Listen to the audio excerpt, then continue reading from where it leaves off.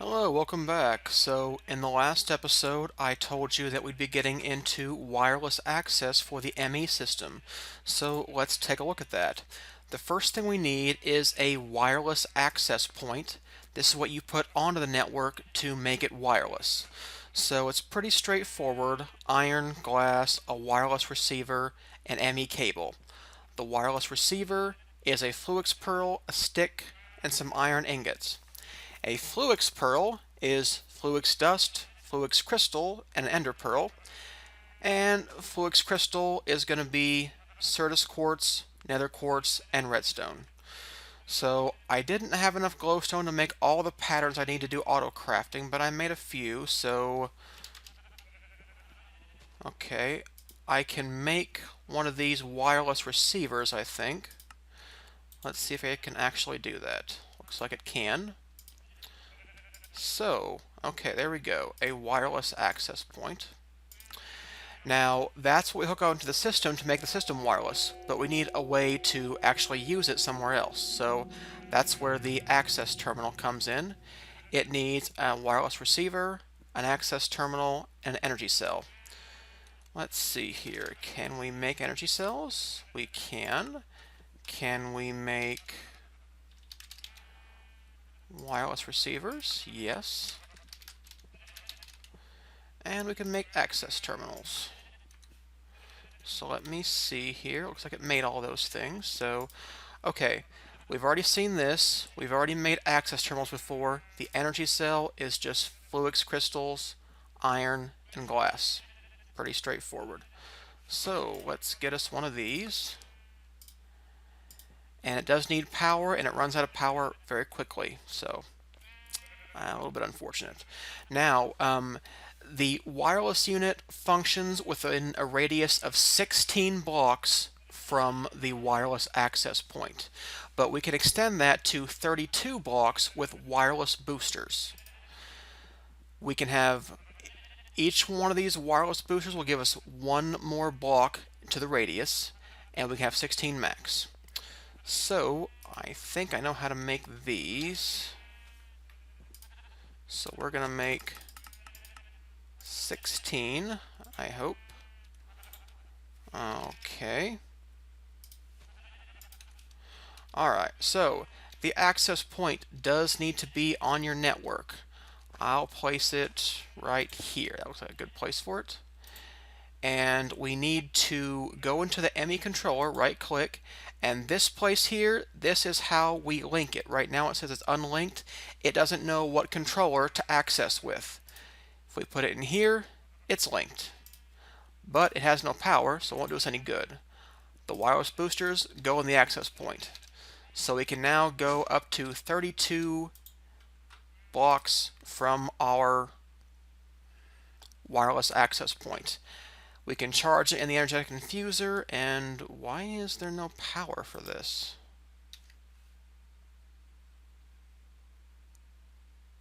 I guess it's fine. Usually it keeps up though, so that was a little bit odd.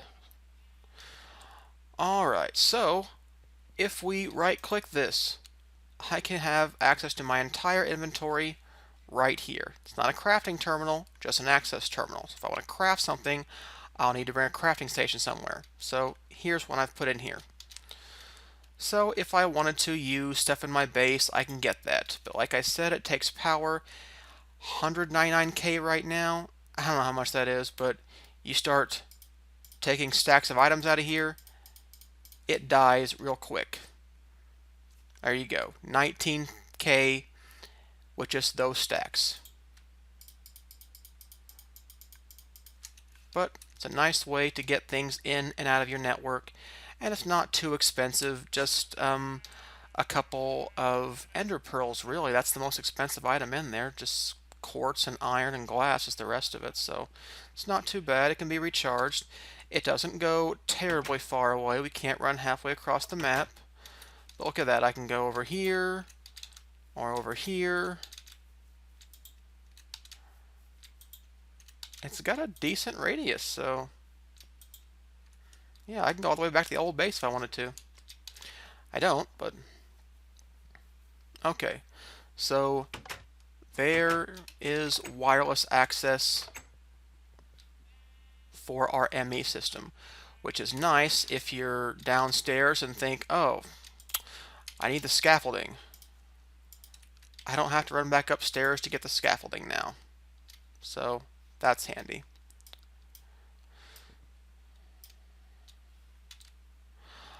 Okay. Well, that's pretty easy. I think I'm going to replace all these with item ducts. I was looking around and noticing that I've got all these import buses, and that's fine, but the import buses are from ME and they're not compatible with forged microblocks. If I put a chest and an import bus here, I could pretty much hide the whole thing.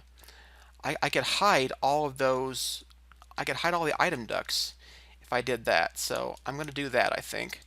And I also lost my train of thought. Oh, I was thinking we'd make a backup power system for the ME device. So right now it's only got back to about 1,000,000 EUs.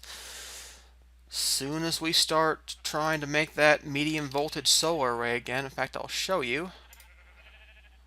I want to make one of those. So what's it doing? It's making all this stuff and doing things and running multiple machines, runs that one and that one and that one together. You can see the power just drains and drains and drains and drains. I mean, it's going to be no time at all before this thing is dead again. So I thought we might make a backup power system for AE. So we've got our magmatic dynamos from thermal expansion, and we could use those, but I thought I'd do some more industrial craft stuff because, you know, why not show off the other machines? So I'm going to use geothermal generators from IC2, and we've got plenty of lava. We can just use these fluid ducts and put them over here, and we'll add, oh, I don't know. I think I might start with 6. They generate 20 EUs per tick, if I remember correctly. Let's see what it takes to build one. Maybe we can already start it. So, geothermal, here it is. Yeah, 20 EU per tick. It needs empty cells, iron item casings, generators, and glass. Well, I know how to make empty cells. We did that when we were making compressed cells. Oh, I'm going to have to stop this or it's going to kill the system. Yeah, see, almost 1,000,000 down to 145,000 now. All right, that's okay. We will get a backup power system, and you know, I guess it's really not the AE so much as killing it as these machines. I could take out the overclockers and it'd probably be fine, but that's no fun. I don't want to take out the overclockers. I like those. So we need some kind of backup power system. Do I know how to make iron item casings? Yes, I do. I know how to make empty cells. Do I have any empty cells? No, but we can make them. Let's go ahead and make one. I'll make one. I need 2 empty cells. And I need 2 iron item casings. I already have 2 from when I taught the machine how to make it, so I've got those already. So, what am I missing? Oh, a generator.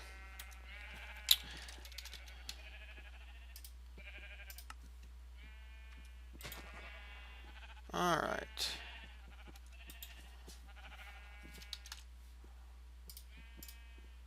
There we are, a geothermal generator. And if we go down into... I don't know where I'm going to put this. You know, the AE system can take as much power as you can put out. We're only sending 512 EUs along this wire. We could actually put more. I could send power up here Yeah, that might work. Alright, I'm gonna go figure that out. I'll be right back. Okay, I think I figured out the power system. So I didn't end up putting the generators over here, or rather I did, but then I moved them. I was worried that putting them up here would put them on this wire, which would transfer back along to the machines, which would overload them at some point if they were fixed that, configuration where the machines take too much voltage. Because they'd be getting 512 from the MFE and then however much I was going to put in on the geothermal. So I've got 5 geothermals over here, and you can see I've put a bunch of cobblestone covers to hide all the piping. Not bad, really. And I've changed these over here to be item ducts going into the chest, which gets sucked out by the precision import bus. So I now have one place that takes all the items into the network, and a couple places that are feeding it. Cyclic assembler is now over here. I didn't put the igneous extruder directly into the lava. I was thinking about it, but it didn't really seem necessary. I think I have like 2,000 obsidian right now from the quarry, so I can't imagine we're ever going to use this igneous extruder ever again. Although I guess it would be a faster way to make smooth stone if I wanted smooth stone. So, alright. So there is the new power setup. And I think that's working pretty well. So we've got 100 EUs per tick from these 5 generators going up to our MFE. So we now have 164 EUs per tick, and overnight it shouldn't have any problems. We should be getting enough storage. Now, there may still be further problems down the line. I made pneumatic servos for those item ducts downstairs, forgetting that I didn't need pneumatic servos for thermal expansion machines. But I will turn these into item ducts and use a pipe and a chest and then have one place where it takes them out. I might be able to get rid of most of this. Not going to be perfect, but alright. I'm going to go ahead and change that out, and then I'll be right back. Okay, I'm back. So we've done away with the import buses. They are now all item ducts, and they all have servos inside them saying to just put things out with no redstone signal. So that all should be good. I'm going to build one machine from thermal expansion. Don't know that I need it, but I like to show things. So we need a machine frame, some copper, some planks, a redstone reception coil,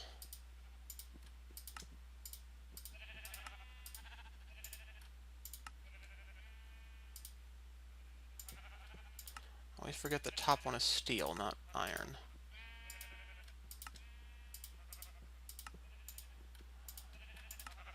Okay, this is the sawmill, and the sawmill will give you more planks than just putting it in the crafting area. So normally you get 4 planks for a piece of wood. The sawmill doubles or puts that into 6. So let me change this to output on the item duct. Alright, so sawmill, I put 1 piece of wood in, I get 6 planks out and some sawdust. Sawdust is used for other things. I kind of forget what right now, but sawdust can be helpful. I think you can turn it into charcoal. So, it's a nice additional byproduct we can get from that. So, let's see here. I'm going to put the output, and it goes in the chest and gets to the network. So, there we go. We'll saw things up. And we could put an interface there if we wanted to say if you want planks, here they are. And it was very brief when it went in there, but it did go in there and in the network. So there is the sawmill from thermal expansion. Not really sure it's necessary, but there it is if you have a need for lots of planks. Alright, This is running pretty well. I think I'm going to check the time, see how we're doing. Make sure the quarry is running, because I think it should be. Yes, the lever is on, should be running. So this is all working pretty well. If we have more time, I'll show you something else. If not, see you next episode.